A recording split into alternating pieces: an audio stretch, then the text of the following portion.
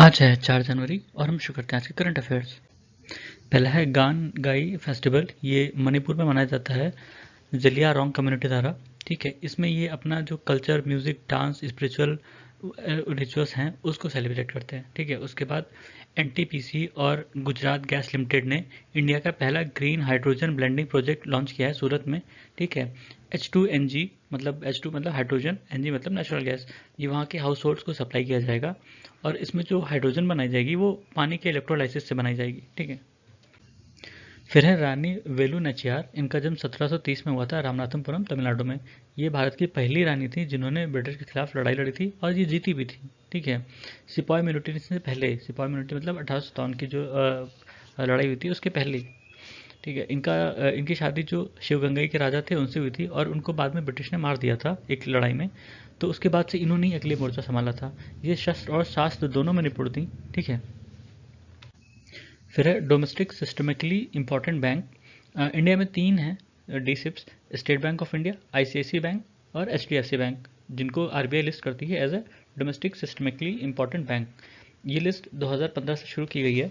ठीक है, जो Basel committee on banking supervision है उससे कंसल्टेशन करने के बाद फाइनेंशियल स्टेबिलिटी बोर्ड ने डिसाइड किया कि वो कुछ ऐसे बैंक को आइडेंटिफाई करेगी जिनका होना इम्पोर्टेंट मतलब बहुत ज़रूरी है अपने इकोनॉमी में।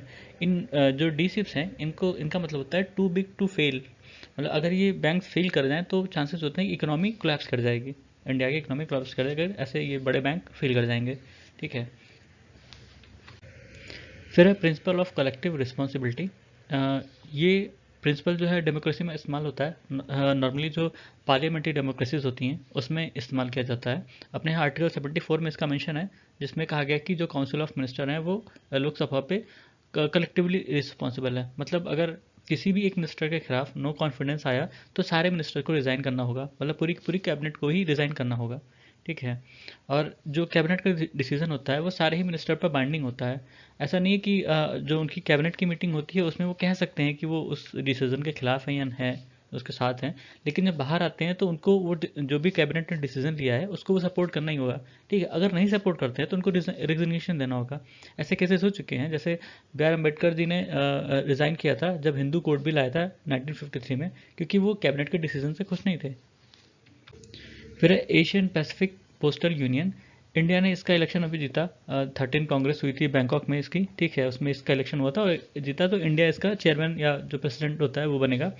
ये एक इंटर गवर्नमेंटल ऑर्गेनाइजेशन है 32 देश की एशिया पैसिफिक रीजन में। जो यूनिवर्सल पोस्टल यूनियन है उसी की ये संस्था है कह सकते हैं। ठीक है, एक एजेंसी है जो कि यूनाइटेड नेशन की है और ये इसकी रीजनल सेंटर है एक तरह से, जो यहाँ के मतलब एशिया पैसिफिक में प्रोजेक्ट देखती है उससे रिलेटेड। इथोपिया में जो पैरासाइटिक डिसीज़ होती हैं जो उनके यहाँ लाइफ स्टॉक का इफेक्ट करता है उसको, और जो उनके पीछे वेक्टर हैं उनको मैप करने के लिए एक एटलस निकाला है। ठीक है, उसी से जुड़ा है अफ्रीकन एनिमल ट्रेपनोसोमोसिस। ठीक है, ये एक प्रोटोजोआ होता है ट्रेपनोसोमोस, उसी से होता है और ये जो सीसी फ्लाइज होते हैं उनके काटने से फैलता है। और इस डिसीज़ के कारण वहाँ जो सब सहारन अफ्रीका है उसका जो एग्रीकल्चर प्रोडक्शन है वो तक इफेक्ट कर जाता है। ठीक है, इसके लिए भी कोई वैक्सीन नहीं है और जो ड्रग्स हैं जिसका इस्तेमाल करते हैं इसको रोकथाम के लिए वो भी अब इनफेक्टिव होता जा रहा है, क्योंकि वो जो पैरासाइट है वो ड्रग रेजिस्टेंट होता जा रहा है धीरे धीरे। ठीक है, ये डिसीज़ ह्यूमंस को भी इफेक्ट करती है, जिसको ट्रेपनोसोमोसिस या स्लीपिंग सिकनेस कहते हैं वहाँ पे। ठीक है, उसके लिए इन्होंने एक प्रोजेक्ट चलाया है। प्रोजेक्ट नाम है कॉम्बैट प्रोजेक्ट। इसका मतलब है controlling and progressively minimising burden of animal trypanosomosis. ठीक है, अभी यूरोप में देखा गया कि वहाँ पे जो विंटर थी वो काफ़ी वार्म थी। मतलब ऐसा माना जाता है कि जो नॉर्मल टेम्परेचर होता है उसकी कम से कम 10 से 20 डिग्री ज़्यादा टेम्परेचर था वहाँ पे। ठीक है, और कई जगह तो हॉटेस्ट जनवरी कहते हैं देखा गई, जिसको इन लोगों ने विंटर हीट वेव का नाम दिया। जैसे पोलैंड, डेनमार्क, चेक Republic, Netherland, Belarus, Lithuania, Latvia, यहाँ सब में एक तरह से विंटर में हीट वेव देखी गई। ठीक है, ऐसा माना जाता है कि ये हीट डोम के कारण हुआ। हीट डोम क्या होता है? जब किसी एरिया पर जहाँ हाई प्रेशर होना चाहिए वहाँ हाई प्रेशर में वो वार्म एयर को ट्रैप कर लेता है। ठीक है, तो वार्म एयर ट्रैप करने के कारण क्या होता है कि जब सनरेज पड़ती हैं तो वो और गर्म होता जाता है।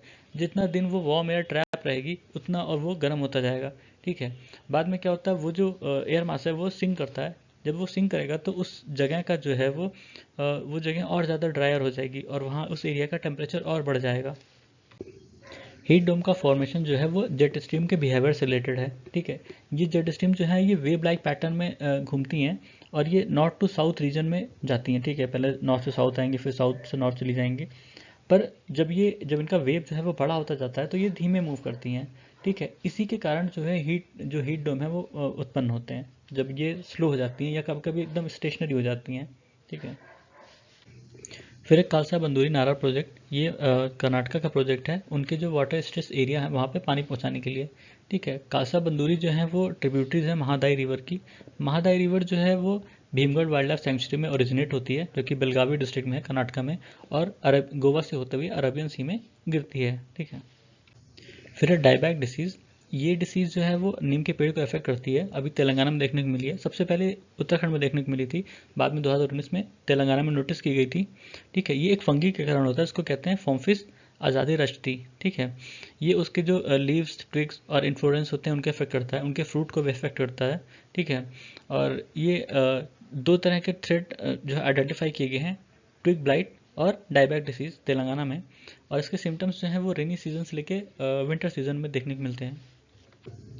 अभी एक रिपोर्ट में बताया गया कि जो जैसे जैसे ग्लोबल वार्मिंग बढ़ेगी टर्माइट की पॉपुलेशन बढ़ेगी। ठीक है, टर्माइट जो होते हैं वो वुड और डेड प्लांट पर जिंदा रहते हैं और ये जो डेड वुड हैं उनको डिकम्पोज करने में मदद करते हैं। ऑल्दो ये बहुत इफेक्टिव डिकम्पोजर नहीं होते हैं, वो काम बैक्टीरिया और फंगाई का ही है।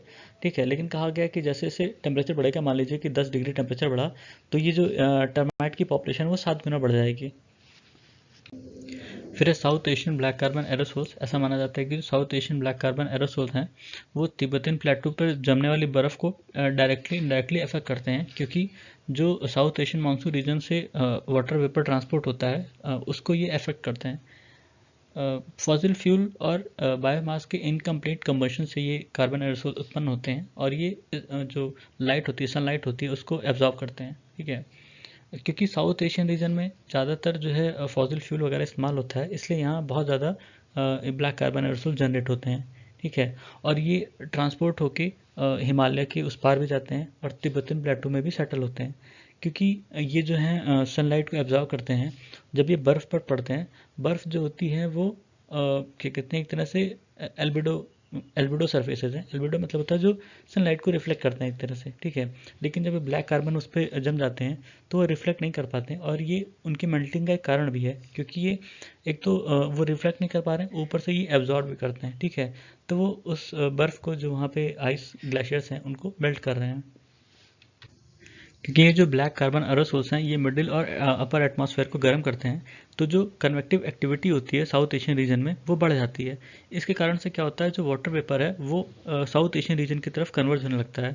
ठीक है, तो जो वाटर वेपर का ट्रांसपोर्ट होना था साउथ एशियन रीजन से कह सकते हैं अपर हिमालय या तिब्बतन प्लेटू की तरफ, वो नहीं हो पाता और उधर क्या कहते हैं ये मानसून वीक हो जाता है, क्योंकि ये जो प्रेसिपिटेशन होता है ये वहाँ पे नॉर्दर्न रीजन में, ठीक है, बर्फ़ के फॉर्म में होता है, वहाँ पर स्नोफॉल होती है इस मानसून की वजह से। ठीक है, लेकिन जब ये वाटर वेपर वहाँ ट्रांसपोर्ट नहीं हो पाता तो वहाँ उतनी बर्फ़ नहीं गिरती, इसलिए वहाँ के ग्लेशियर्स प्रभावित होते हैं। ठीक है, तो ये था आज के हमारे करंट अफेयर्स। सुनने के लिए धन्यवाद।